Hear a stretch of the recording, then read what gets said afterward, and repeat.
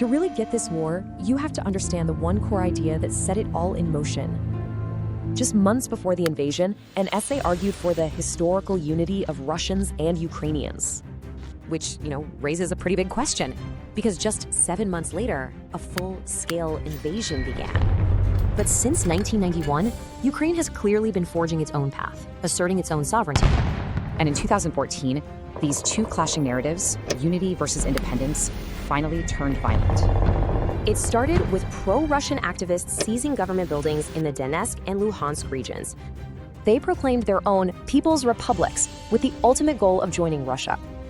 Now, international agreements tried for a ceasefire, but the conflict never really stopped. It just settled into trench warfare. For 8 years, it was called a frozen conflict, but in reality, the war never stopped. Then came February 24th, 2022. Russia launched a full-scale invasion, calling it a special military operation. But here's the twist. How has a war for unity actually impacted Ukrainian identity itself?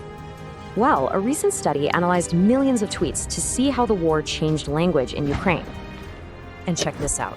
Before the invasion, Russian was the main language used on Twitter in Ukraine.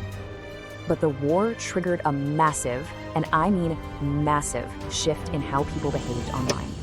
Almost overnight, the Ukrainian language just surged, becoming the dominant language of online conversation. So, get this. Over 60% of users who had previously tweeted mostly in Russian made a conscious choice to switch, embracing Ukrainian as their main way of communicating online. This shows the ultimate irony here. A war based on the idea of one people is measurably creating a more distinct identity. So a war intended to erase a border is, in the digital world, actually making it stronger. Just a dab, and this should be the last piece. Whoa! Oh, no! Oh, you gotta be kidding me. That's a wrap.